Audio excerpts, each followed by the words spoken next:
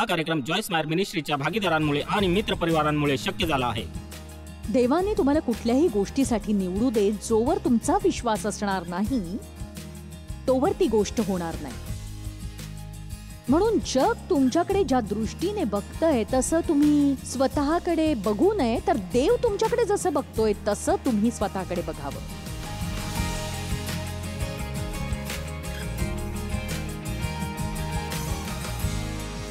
आज देवाने मला हे शिकवण्यासाठी खास प्रेरित केलंय की नेहमी काहीतरी नवीन करण्यासाठी पाऊल उचलणं म्हणजे साहस नसतं, तर बऱ्याचदा जुनं ते सोडून देण्यात साहस असतं. पटतंय का तुम्हाला?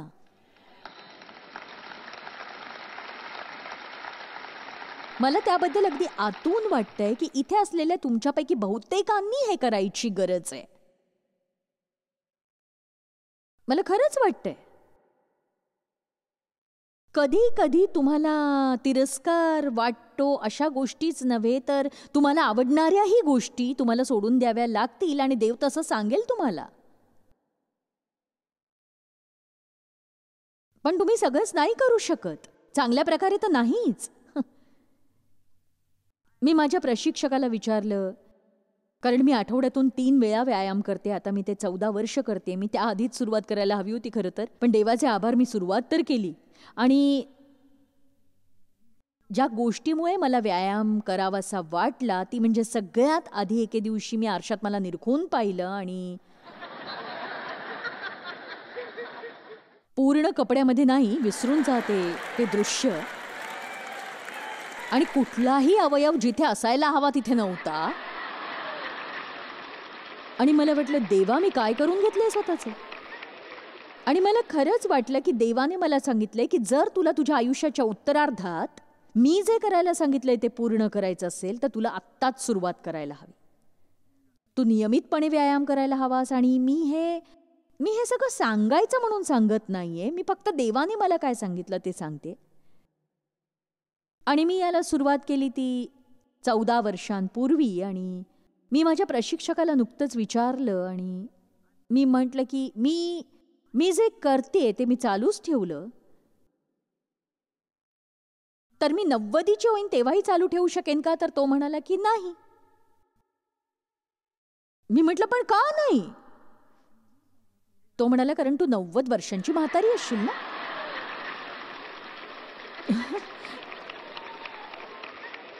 तो म्हणाला की तू तेव्हाही व्यायाम चालू ठेवू शकशील, पण तू आत्ता जशी उचलतेस तशी अवजड वजनं उचलू शकणार नाहीस.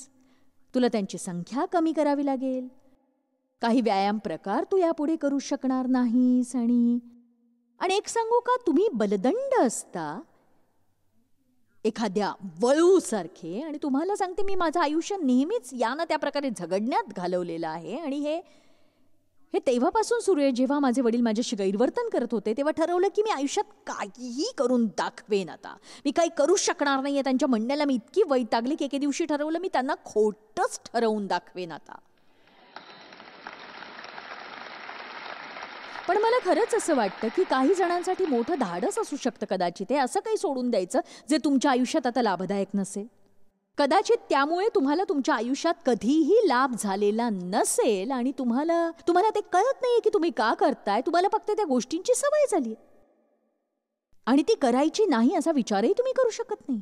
तर मी तुम्हाला एक सांगू का, देव नेहमीच एखादी गोष्ट तुमच्या हातून जाऊ देतो जेव्हा त्याला तुमच्याकडून एखाद्या नवीन गोष्टीची सुरुवात हवी असते.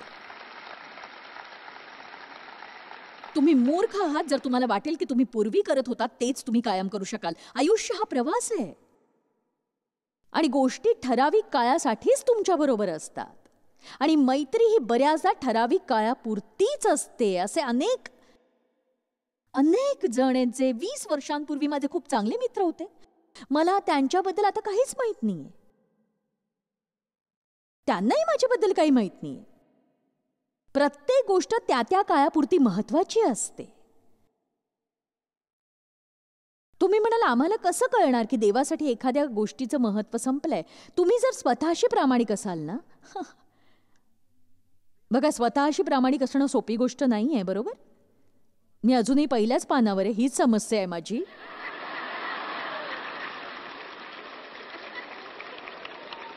त्यात नवीन काही नाहीये.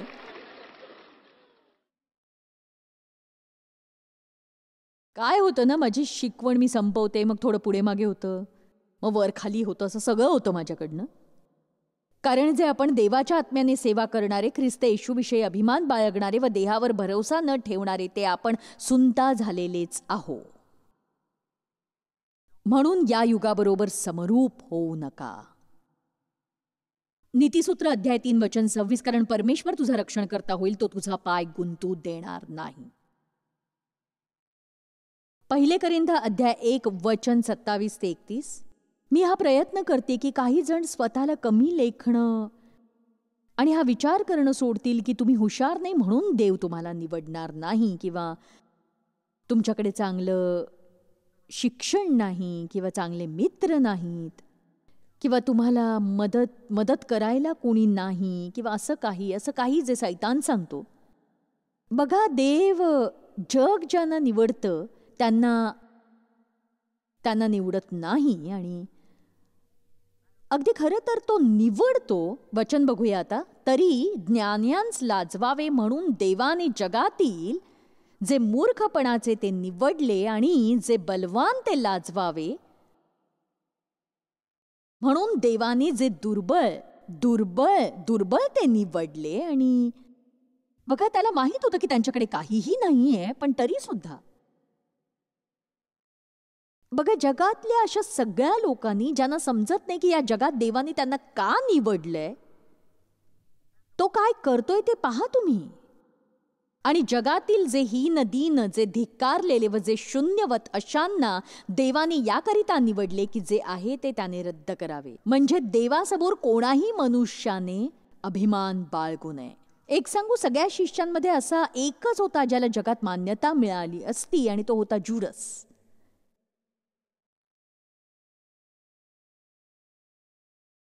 तो चांगला शिकलेला होता, त्याच्याकडे सगळं काही होतं, तो चांगलं बोलत असे. मला पेत्र म्हणायचंय नाही, अजिबात नाही. कदाचित लोक तो डॉक्टर होता, पण बहुतेक शिष्य जे येशूने निवडले आणि तो त्यांच्यात अडकला नाही. आणि बायबल म्हणतं त्याने ती रात्र प्रार्थना करण्यात घालवली त्यांची निवड करण्याआधी. बघा, देवाने तुम्हाला कशाही करता का निवडलेले असो, तुमचा जोवर विश्वास बसणार नाही ती गोष्ट कधीही घडणार नाही. म्हणून देवाने कुठल्याही गोष्टीसाठी निवडू दे, तुमचा त्यावर विश्वास बसायला हवा. जग तुमच्याकडे कसं बघतं ते महत्वाचं नाही, देव तुमच्याकडे कसं बघतो ते महत्वाचं आहे. आणि मी तुम्हाला सांगू शकते, मला परवा नाही तुम्ही कोण आहात. जर एखाद्या गोष्टीसाठी तुम्हाला निवडलं गेलंय, जरी तुमची त्यासाठी नैसर्गिक पात्रता नसली ना, एक सांगू, तुम्ही का पात्र ठरलात? देवाचा अभिषेक.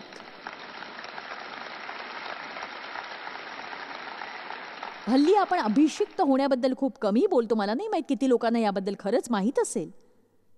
अभिषेक म्हणजे देवाचं अस्तित्व तुमच्यात येणं आणि तुम्हाला काहीतरी करण्यासाठी सक्षम करणं. बायबल म्हणतं जेव्हा राजा शौल जेव्हा अभिषिक्त झाला, पवित्र आत्मा त्याच्यात अवतरला, त्याचं एका वेगळ्याच माणसात रूपांतर झालं. मला हे खूप आवडतं. मला नव्हतं माहित मी इतकी मजेशीर आहे जोपर्यंत मी संदेश दिला नाही. कुणालाच नव्हतं वाटलं मी इतकी मजेशीर असू शकेन. लोक इतके छान हसतात, पण एक सांगू, मला माहिती आहे हा पवित्र आत्मा आहे. मला माहिती आहे तो तुमच्याकडून अशा गोष्टी करून घेतो ज्या तुम्ही केल्या नसतील, अशा गोष्टी ज्या तुम्हाला माहीत नसतात. ऐकताय ना तुम्ही? आज तुम्हाला तुमच्या जीवनाबद्दल उत्साह वाटणार नाही जर तुम्हाला जे करायचंय ते तुम्ही केलं नाहीत. किंवा तुम्हाला वाटतंय की तुम्ही ते करू शकाल, तुमच्या मित्रांना वाटतंय की तुम्ही ते करू शकाल.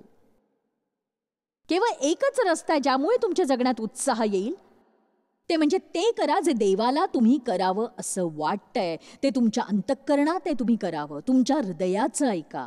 ती अशी गोष्ट आहे ज्यासाठी येशूने मरण पत्करलं, तुम्हाला तुमच्या हृदयातलं ऐकता यावं म्हणून.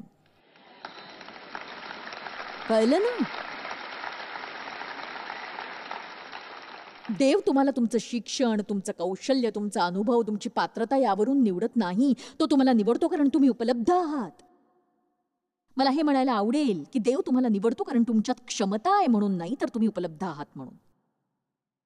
मी एक सांगू, खरंच मी प्रार्थना करते की इथे असलेला प्रत्येक जण, बघा माझ्या अंतःकरणात असं काही आहे जे झालेलं मला पाहायचंय आणि ते घडेल जेव्हा तुम्ही घरी जाल तेव्हा. ते इथे असतानाच घडेल असं नाही, ते तेव्हा घडेल जेव्हा तुम्ही घरी जाल. मला हे झालेलं पाहायचंय की तुमच्यातला प्रत्येक जण असा निर्णय घेईल की देवासाठी आपण काहीतरी करूया. आणि खरंच मला आनंद आहे की तुम्ही यासाठी उत्साहित आहात. बरेच जण असा विचार करत असतील की खरं तर मी काय करू शकतो, हीच अडचण आहे ना. तुम्ही आश्चर्यचकित व्हाल की तुम्ही काय करू शकता. तुम्ही एवढंच करा जे यशया म्हणाला होता, मी तयार आहे आणि मला पाठव. मी तयार आहे, मला पाठव. तुम्ही खूप तरुणही नाही, तुम्ही खूप वयस्करही नाही, त्यामुळे तुम्ही जे कराल ते क्षुल्लक नसेल, नक्कीच क्षुल्लक नसेल. मी पूर्वी एकदा सांगितलं होतं की माझी एक मुलगी कशी अगदी वेळेवर आली होती आणि जेव्हा मी म्हणत होते की मला अधिक मदतीची गरज आहे मला, पण ती जास्त करून वैयक्तिक मदत होती. ज्याची मला गरज होती ती योग्य व्यक्ती असायला हवी होती. म्हणजे तुम्ही 125 पुस्तकं लिहून सगळं काही डोक्यात नाही ठेवू शकत ना. वाण्याची यादी आणि बघा इतरही अनेक गोष्टी, म्हणजे तुम्ही सगळं नाही करू शकत. पण देव तुम्हाला जे हवंय ते पुरवतो, जर तो जे करायला सांगतोय ते तुम्ही केलं तर. ती म्हणाली की मला खरंच वाटलं की आत्ता या क्षणी देवाने मला साथ घातली की मी तुम्हाला मदत करावी यासाठी. आणि ती माझी मदतनीस बनली. पण मी सांगते, कदाचित लोक तिच्यासाठी टाळ्या वाजवणार नाहीत, पण मी तिला म्हणते व्यवस्थापक जिने आईची व्यवस्था लावली. आमेन. आणि तिने बराच वेळ मला दिला आणि त्यामुळेच मी तिला आशीर्वाद दिला. मी तिला मदतही करत असते, तिच्यासाठी जे होईल ते करते. अर्थात तिने माझ्यासाठी जे केलंय त्याची मी भरपाई नाही करू शकणार. तिला स्वतःची 4 मुलं आहेत आणि त्यापैकी 2 आता घरातून बाहेर पडलेत आणि दुसरे 2 आहेत. एक कॉलेजमध्ये, दुसरी शाळेत शेवटच्या वर्षाला आहे. त्यामुळे असं नाही की त्यांच्याकडे कायम लक्ष द्यायला लागतं. पण तिने माझ्यासाठी खूप काही केलेलं आहे. आणि एक सांगू का, जे लोक माझ्यासाठी अशा गोष्टी करतात ना, प्रामाणिकपणे ते माझ्या आयुष्यातले खूप महत्वाचे लोक आहेत. अहो खरंच. तेव्हा जर तुम्ही त्यापैकी एक असाल जे इतरांना मदत करतात, तर देव खरंच तुमच्यावर कृपा करो. ते करत राहा, हृदयापासून करत राहा. आणि म्हणू नका मी काय फक्त मदतनीस आहे का, मी काय फक्त कामवाली आहे का, मला आनंद आहे कोणीतरी इतरही घर साफ करेल. हालेलुया. आमेन. किती जणांना आनंद होतोय की कोणीतरी घर साफ करतंय. स्वतःला कमी लेखू नका, स्वतःला क्षुद्र समजू नका. मी फक्त एक पत्नी आणि आईच आहे. देवा, ती तर सगळ्यात मोठी शक्ती आहे. अहो बायांनो, तुम्ही ढिगभर मुलं सांभाळत असाल आणि तरीही डोकं ठिकाणावर असेल तर देव तुमचं भलं करो.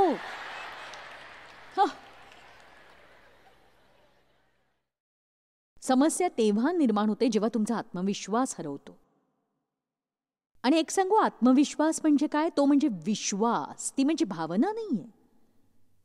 मला नेहमीच आत्मविश्वास नसतो जेव्हा मी इथे वर येते. मला नेहमीच असं वाटत नाही की आजचा संदेश छान झालाय, किंवा बहुतेकदा वाटतं पण नेहमीच नाही.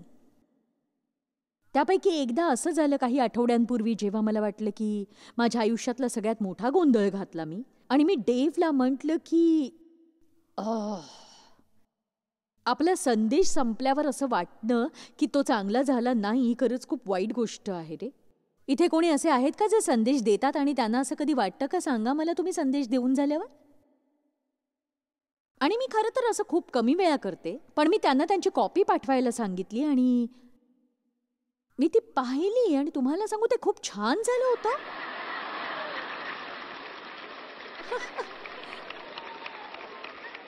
म्हणजे सैतान मला त्या रात्री खेळवत होता आणि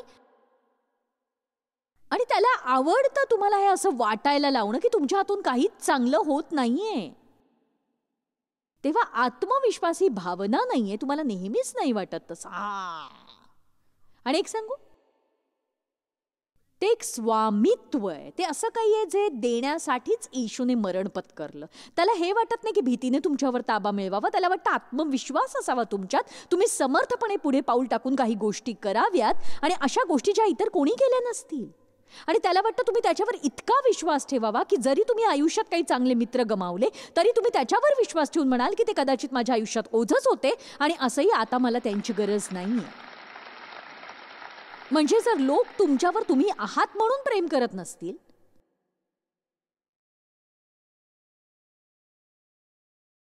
समजतंय ना मी काय म्हणते ते कळतंय?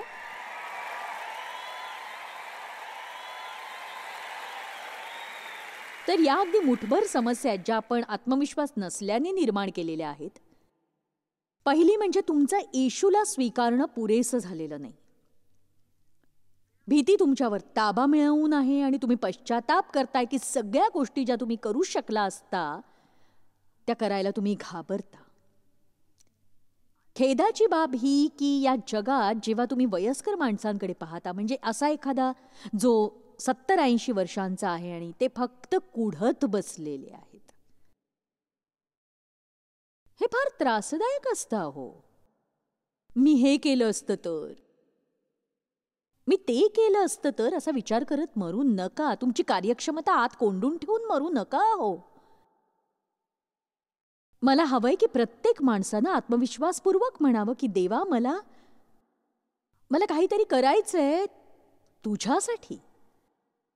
सांग बरं मी काय करू शकतो ते. आणि बघा, कदाचित तुम्हाला पुलपीठ नाही दिलं जाणार. तुम्ही कदाचित हॉलिवूडला जाणार नाही. तुम्ही मूव्ही स्टार होणार नाही.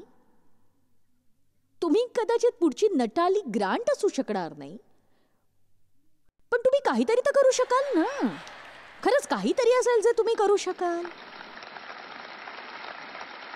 प्रामाणिकपणे सांगते, मी कल्पनाच करू शकत नाही की त्याने जग कसं बदलेल आणि किती वेगाने जगाला बदलवेल, की कसे लोक चर्चची आणि विश्वासणाऱ्यांची प्रशंसा करतील आणि आपली चर्च भरून जातील. आणि हे असं होईल जर ख्रिस्ती लोक खरंच शेजाऱ्यांशी दयाळूपणे वागले आणि त्यांनी बाजूच्या वयस्कर माणसाला मदत केली आणि त्या कर्मचाऱ्याला ज्याच्या कारचं इंजिन बिघडलंय आणि त्याला दुरुस्त करणं परवडत नाहीये, तो खरं तर तुमच्याशी वाईट वागलाय, पण तुम्ही जर असं म्हणाल की नाही, तुम्ही माझ्याबरोबर या आणि वाट वाकडी करून तुम्ही त्यांना ऑफिसमध्ये जाताना घरी घ्यायला जाल आणि थोडे अधिक प्रयत्न करून त्यांना मदत कराल मनापासून. बघा, प्रेम हा फक्त शब्द नाहीये. लोकांवर प्रेम करण्यासाठी आत्मविश्वास लागतो. तुम्ही काय करू शकाल किंवा काय देऊ शकाल असे गोंधळात पाडणारे विचार करणं बंद करा. तुम्हाला सांगते, मी व्यायाम कसा सुरू केला. माझ्याकडे तीच पळवाट होती जी इतरांकडे नेहमी असते. मला वेळच नाहीये. मी प्रवास करते ना खूप, त्यामुळे मी ते करूच शकत नाही. नियमितपणे तर नाहीच करू शकत. आणि शेवटी मी या टप्प्यावर आले की त्यात भर म्हणजे देव मला म्हणाला की जर तू ठरवलंस आणि तू ठरव तसं, आणि जर तुम्ही ठरवलं तर ती गोष्ट तुमच्या आयुष्यात बदलतेच. मी ठरवलं की मी काय करू शकणार नाही याची काळजी करण्यापेक्षा मी ते करेन जे मी सद्य परिस्थितीत करू शकते. मी आठवड्यातून 15 मिनिटं व्यायाम करू शकले तरी मी जेवढा करता येईल तेवढा करेन. 15 मिनिटं तर 15 मिनिटं. आणि एक सांगू का, त्यामुळे एकदम उत्साहच भरला अंग. आणि तुम्ही थोडीशी सुरुवात करताना आणि मग तुम्ही मग ते मला आवडायला लागलं. हो, मग जेव्हा मी तोकडे कपडे घालू शकले तेव्हा तर ते मला जास्तच आवडायला लागलं. चला आता,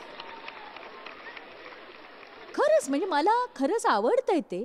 जेव्हा कोणी मला म्हणतं की तू 75 वर्षांच्या मानाने छान फिगर मेंटेन केली आहेस, मला आवडतं ते. त्यामुळे मी तिथे जायला प्रेरित होते. बघा, तुम्ही आधी गुंतवणूक करा. आता ऐका, आधी तुम्ही गुंतवणूक करा आणि त्यानंतर खूप खूप काही सहन केल्यानंतर किती जणांना कळतंय मी काय म्हणते? मी जेव्हा व्यायाम करायला लागले तेव्हा अंग इतकं दुखायचं की मी बाथरूममध्ये पडून राहायचे. अरे देवा, आता मी मरणार आहे, बहुत किती दुखते अंग. आणि माझा माझा माझा प्रशिक्षक म्हणायचा की काही दिवस तुला आजारी असल्यासारखं वाटेल. आधी गुंतवणूक करा, मग थोडंसं थांबा, मग तुम्हाला परतावा मिळेल. आधी गुंतवणूक करा, मग थोडं थांबा, मग तुम्हाला त्याचा परतावा मिळेल. मी जेव्हा हे संपवेन तुम्हाला थोडी झोप घेऊ देईन मी. तुम्ही झोपणार नाही, पण तुम्ही जर जगला नाहीत आत्मविश्वासाने तर तुम्हाला आनंद अनुभवता येणार नाही. नाहीच. सगळ्यात वाईट म्हणजे पवित्र आत्म्याला दुःख होईल, कारण तो तुमच्यात आहे. तुम्ही जे होऊ शकता ते होण्यासाठी मदत करायला. आणि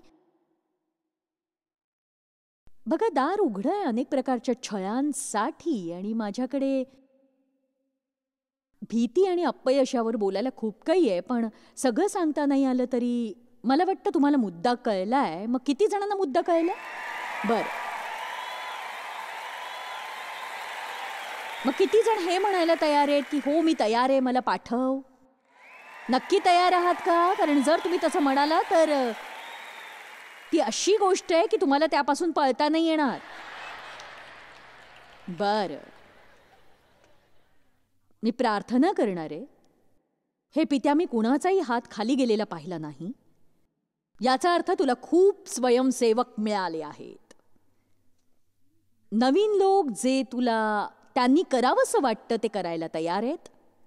म्हणून मी प्रार्थना करते की तू प्रत्येकाला काहीतरी उपक्रम देणार आहेस, ठराविक असा. आणि जरी आत्ता या क्षणी तो नसेल, जरी आत्ता त्यांना तो माहीत नाही, तरी ते वाट बघून कंटाळणार नाहीत. आणि रोजच आम्ही काय करावं याचा मार्ग दाखव. आम्हाला आमचं कार्य नेमून दे आणि आम्हाला धैर्याने पाऊल उचलण्यासाठी आणि पवित्र आत्म्याचं नेतृत्व अनुसरण करण्यासाठी मदत कर. जेव्हा आम्हाला आत्मविश्वास वाटत नसेल, आमच्यात तो विश्वास जागव. येशूच्या नावाने, येशूच्या नावाने, आमेन. तुम्हाला ज्या गोष्टींनी धरून ठेवलंय त्या सोडून देणं घाबरवणारं असूच शकतं, पण जर तुम्ही तुमचा विश्वास देवावर ठेवलात, स्वतःवर नाही, तर तुम्हाला तुमचा मार्ग सापडेल.